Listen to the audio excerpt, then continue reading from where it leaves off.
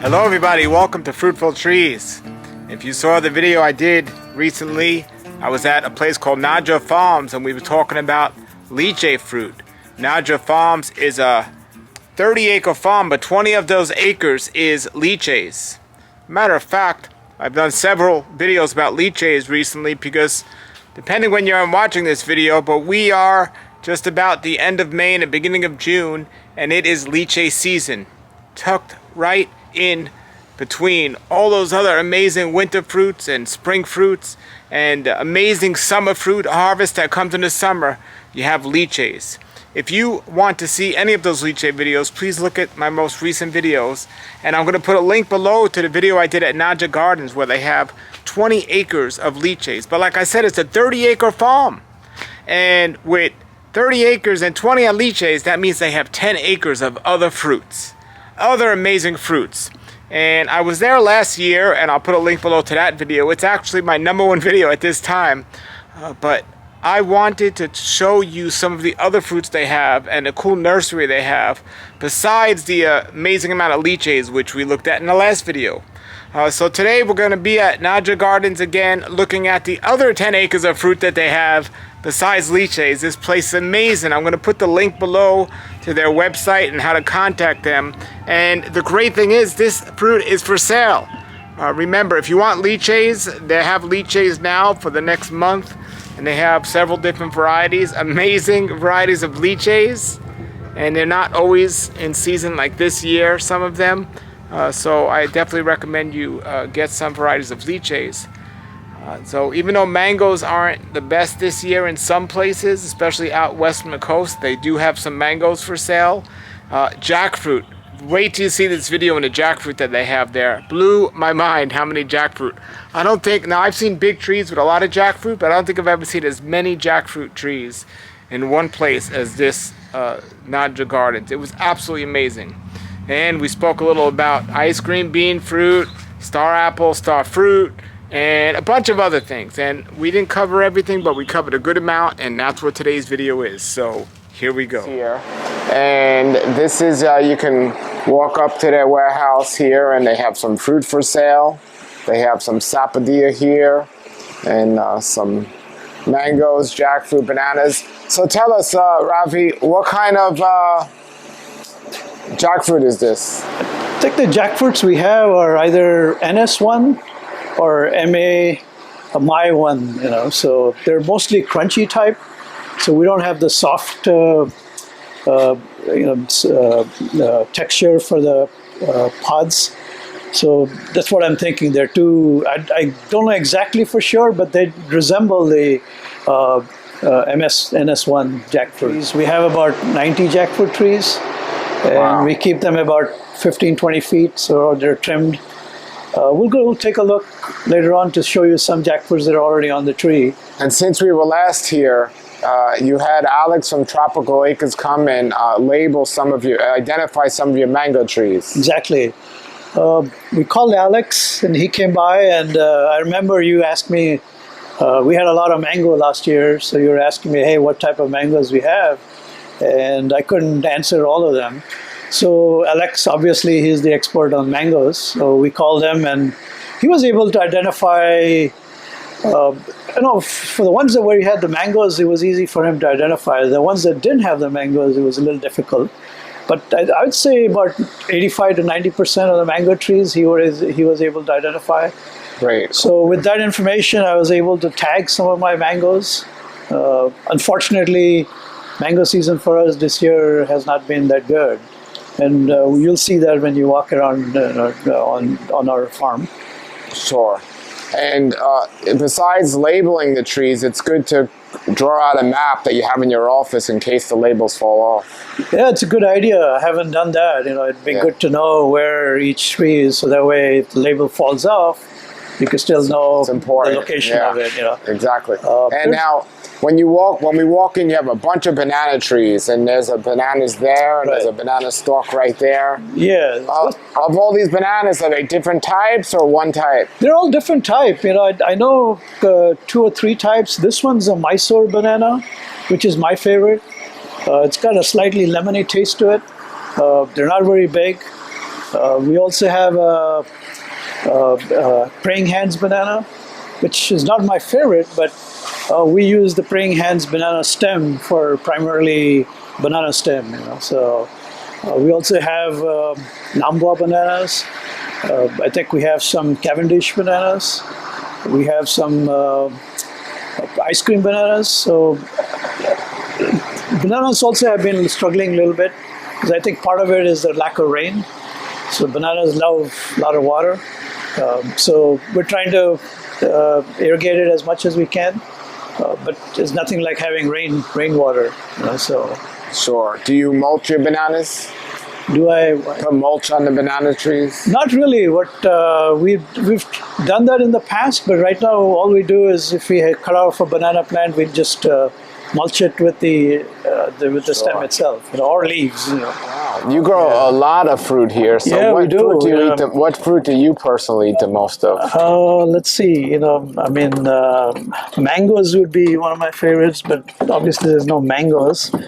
Lychee would come second, and the third would be sugar apple. Oh, there's the praying hand bananas. Yeah, that's a praying hand. Actually, it's ripe bananas there. You said you grow pineapple? We grow some pineapple just for kicks. We're not. It's not for any sale or anything. How do you do with citrus out here? Citrus has always been a problem for me. The only ones we grow a few Meyer lemons. Let's get down here and take a look at the longan tree. We'd grow some Meyer lemons and the other citrus tree like pomelos and there's just a whole bunch of them, but I just don't know the names. They just seem to have a lot of disease. We get a lot of leaf miner. Sure. And the issue with that is you have to be constantly on top of it. So these are longans here, and you can see there's a pretty good heavy production on this tree. I'd say this would take another month or so before you'll see them ripe. What typically grows bigger, longan or lychee? In terms of the tree, not the fruit. Longan, as you can see, is more spread out, but I think they're about the same pattern. They're both humongous trees. I think longan is a little more stronger tree than a lychee, Mauritius lychee. But you can see this one stand alone, so it can spread as much as it wants, and we're not impacted by the production on this. Sure. And this again, longan, 1 year it'll fruit, 1 year it won't. But like I said before, there's always a method to make it fruit if you wanted to. Now I saw a couple of star apple trees you have here. How do they do? Yeah, we have a star apple tree right there in the corner. That one is, it fruits, but the demand for star apple is not as high as any of the other fruits for me. This one is called, what do you call that? I forgot. It's a pod, it's a pod. Is it green or purple? We don't have any pods right now. I think they're just flowering. I forgot the name of this one. Hypolito, maybe? No. I don't. Beautiful tree. So how does this fruit? You can see the flowers are coming now. These parts come out like that, and then there's a little skin inside. No, they call it ice cream pods. Ice cream pods. Yeah, So you can see there's a little. So this is an ice cream tree. Yeah, it's an ice cream. Star apple. No, ice cream tree. Okay, that's ice cream. Okay. So not a very high demand for this tree. This is our star fruit tree. That's star fruit. Yeah. What about the Camito? Camito, we have a few of them. We're starting to plant more of those.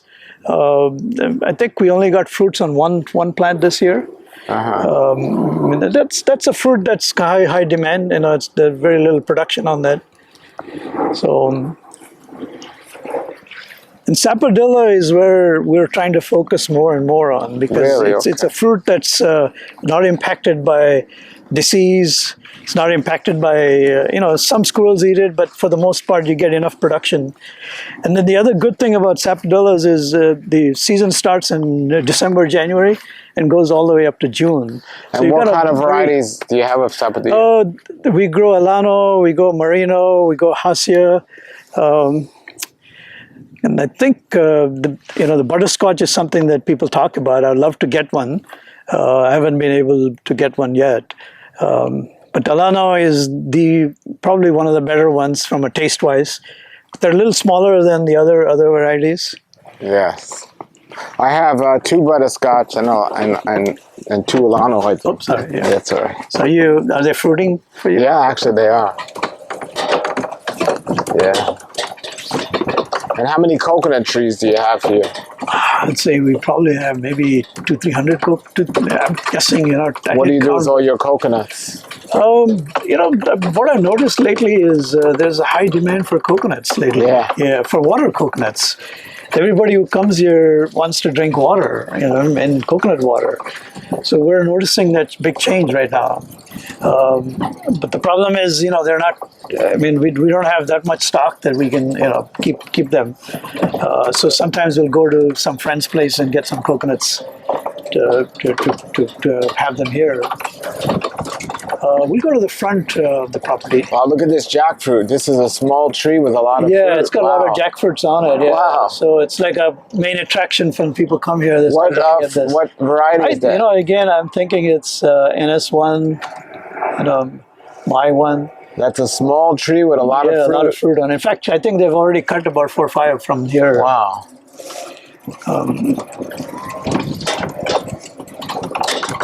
So we'll go to the front and show you some jackfruits that are actually on the tree.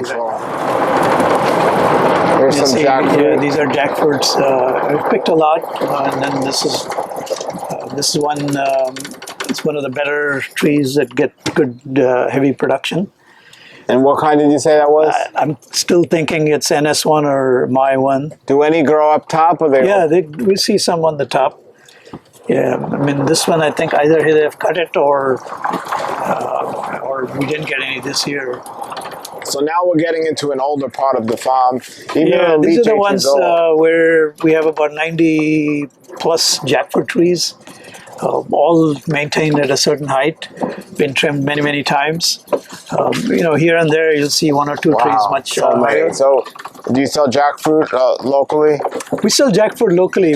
People ask me to ship jackfruits, but they're just too heavy to ship. They're not cost effective. Wow, beautiful. Normally we sell jackfruit anywhere from $1.50 to $2.50, in that range. I think that if you look at this There's one on the floor. Yeah, they must not have picked it, because yesterday he went to pick my guy Nacho. He went to pick a bunch of them, and I don't know what this one is. This and this one both look different, the color wise. It's a lot more yellowish. Obviously, it's not one of these 2 kinds. But none of them are soft. We don't. Yeah, as far as I know, we don't have any soft. The pulp is soft that I'm aware of. The largest one we picked on the farm was about 82 pounds. 82 pounds. Wow. Normally, we'll see 1 or 2 in the 50, 55 range. My neighbor got one on his tree now that has to be over 50 pounds. You have one? My neighbor. Oh, neighbor? Yeah. Hey, you'll get, not all of them will, the average is 15 to 25. Yeah, I've gotten big ones on my tree. I have a seedling tree that I just cut down because... You never got fruit on them? No, it's fruit's too much, but it's very, very soft. There's some group of people that like the soft. I prefer the soft ones, but this is just too soft. Yeah.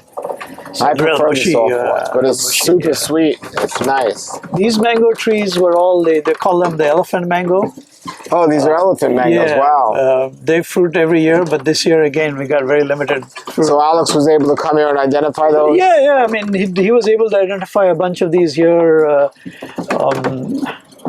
think, he mentioned some of the massive ones here. He told me some name on it, and I just forgot the name. But I'll know once I, go look at the tag. But you did tag the trees. Yeah. I hope with a better tag than you had on the plastic tree. one. Yeah. So we have a couple of avocado trees here.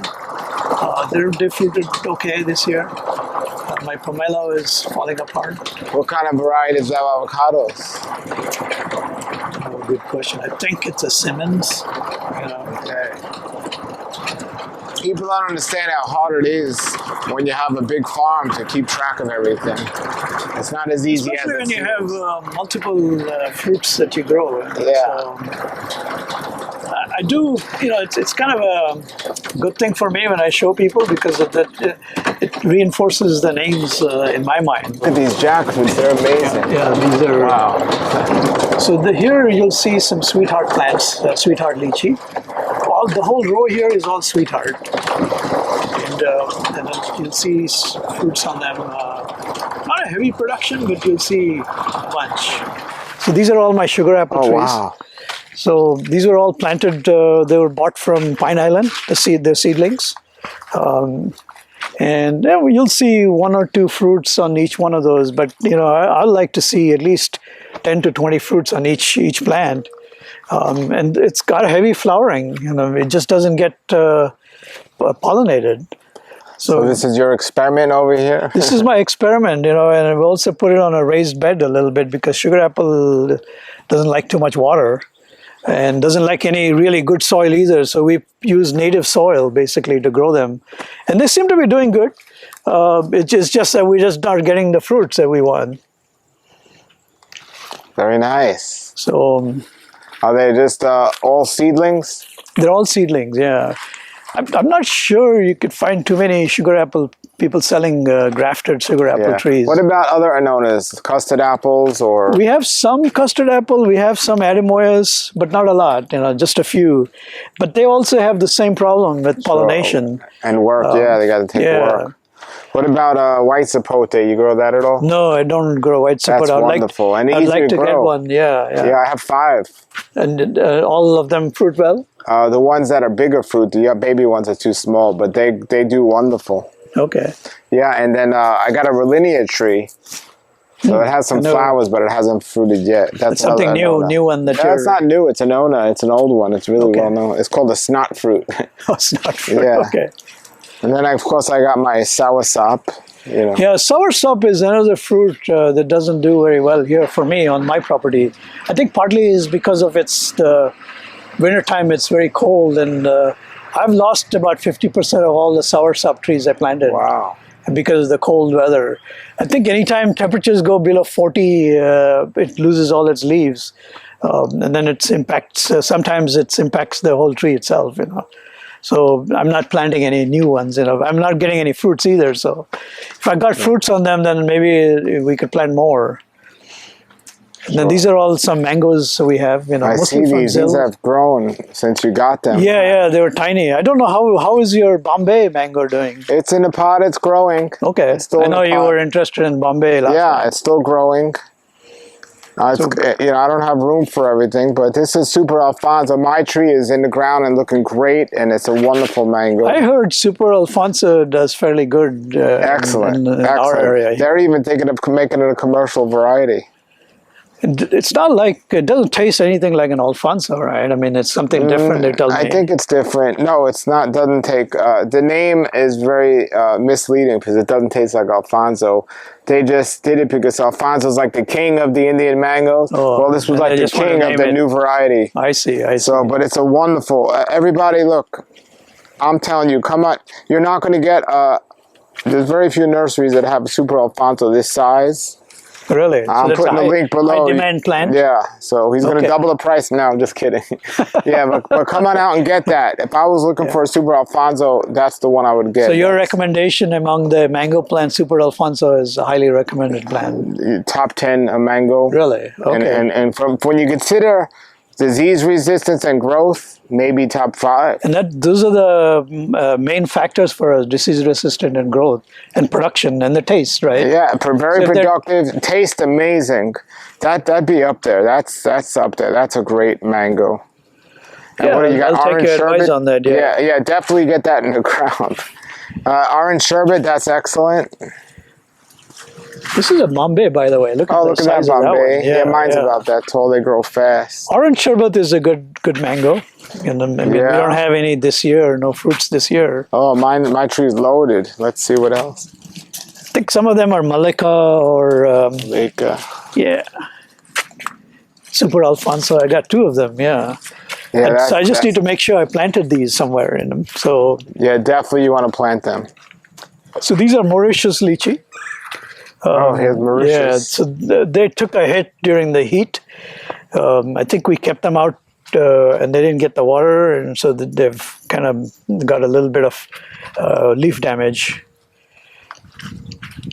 I think this one's the sweetheart, it labels it. That's nice. So that's pretty much on the nursery side. You know, we want to focus a little more on the nursery.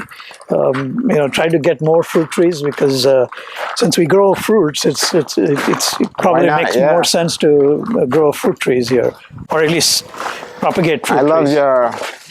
I love your tree house. The tree house. That's great. Yeah, we saw a tree up there and said, hey, let's see if we can manage how to do it. It was a little challenging what he had to do, but he got it done. So the long-term plan on this area is to have some sort of event place, small events, nothing big. So. And with your coconuts, do you have any dwarf coconuts? Any? The ones I have are all Malayan, not all, but the newer ones that I planted are Malayan coconuts. Well, I'll show you some newest ones that we got here. I did a video with a guy who sells the Fiji dwarf coconuts. There you go. So these are the ones that that we just bought. So the problem with them is they warned me that hey, don't plant it next to an existing coconut tree. Sure. Because they'll crossbreed, and you won't know what type of coconut you're going to get. So we decided, you know, we're waiting to find a spot for them. So. That's nice. And all these bananas. We planted two of them in the front at the main entrance. Okay. Because it's still away. I don't know what is, I don't know what the distance criteria is. How far do you have to be before they'll cross-pollinate? Somebody told me it could even be, 1,000 feet, 1,000 yards, whatever. I don't know, I believe they do well in Florida, the Fiji coconuts. You take care of them, yeah.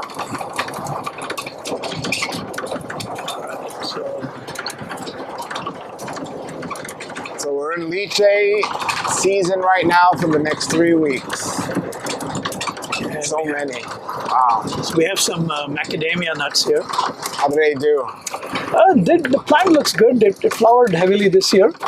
We've got a few macadamia.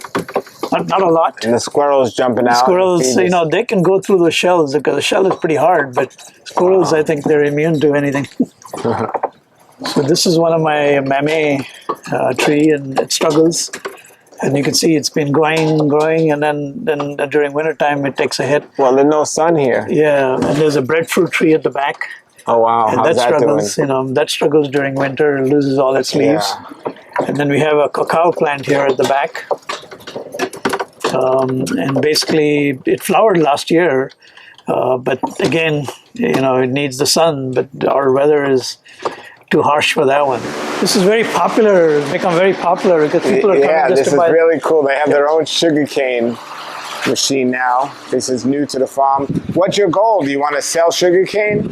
We wanted to sell the juice primarily, because it's not available. It's kind of a very limited amount that you could find outside. Sure. So we found a machine that does all the work for us. Wow. And it does a superb job. So we're now able to produce a lot of sugarcane juice, and there seems to be a lot of demand for the juice. So when people come to buy fruit, you can give them... Yeah, they take 2-3 bottles, 32-ounce bottles. We sell them at $5 a bottle. So fairly... Wow. Now, do you grow the sugarcane here? We grow sugarcane. We also get some from locally here. We found out there's a high demand for sugarcane, so we're planting more sugarcane. Wow. Yeah, I forgot to tell you about this earlier. That is really cool. Look at that. So these machines are about $2,000, right? This particular one is about $1,000, yeah. Okay. So they're not really high priced, but for the amount for the convenience and the how it generates the sugarcane juice, they're really well made. Yeah. They're almost noise-free, Oh yeah, because they get pretty loud in the store when they have... Exactly, yeah. This one is get some glasses for you.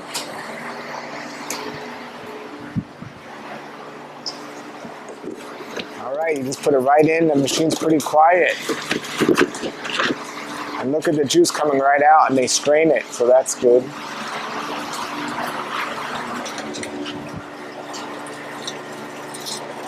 Wow, fresh sugarcane juice. Amazing. It's a very simple device, you know, and we had one that was a manual one before, and it took forever for Nacho to grind the sugar cane, and then we would never get a good juice. And once we found out about this one, it has made life easy. That's not bad for $1,000. Yeah, and you can see there's hardly any noise. Wow, that's really quiet. And if it gets stuck, you can reverse the whole thing. So Yeah. you have different mechanisms. All these years, and you finally got. I got this. Amazing. Actually, one of my friends who owns a grocery store, he sells sugarcane juice, and I asked him, "Hey, what do you do?" I've seen his machine, and he said, "Hey, just go to this website and buy it." And then once I saw what he was using, then I said, Can any house have that? It runs on a 110. 110, yes, yeah. Wow, it's so quiet. You don't need anything special. There it is. Because I looked at this one, it looked like it's pretty efficient in terms of how much it's producing. All right, everybody, that was Naga Gardens here in West Palm Beach, Florida. Actually, Loxahatchee, Florida, which is a little west of West Palm Beach. I'm going to put their link below, their contact information below. An amazing place, the sweetest people you'll ever meet. And again, depending when you're watching this, lychee season is usually for the whole month of June. The first 3 weeks of June is probably the best time to get these lychees. I'm going to put a link below to the last video we did there with all the lychees that they have, talking about them. And we're going to also just put their links below to get their other amazing fruit. I am so filled up with jackfruit. They blessed me and gave me some jackfruit, and I'm so excited. You will be too. If you're local here to South Florida, definitely want to pay a visit to this farm. And if you're not local, they ship some of the fruit in the mail. So definitely a place to check out. All right, I plan to be doing more videos there in the future. But I'm just going to rest my stomach from all these lychees I've been eating. That is just an amazing time of year here in South Florida. Lychees are here. Mangoes are coming. And it's just amazing, amazing. So thank you, Naga Gardens. Thank you, everybody, for watching. If you're not already subscribed and you want some more great videos, please subscribe. If you have a backyard, a farm, or even if you know a stand or a nursery selling fruit trees and fruits, please let me know in the link below. I'd love to feature them on the show, or you. And until then, everybody, have a great day and keep growing. For more educational videos about mangoes and other fruits and how to grow fruit trees, please look out the other videos on this channel, Fruitful Trees, and also subscribe if you like, and also share these videos with others. Thank you for watching. Have a great day and keep growing.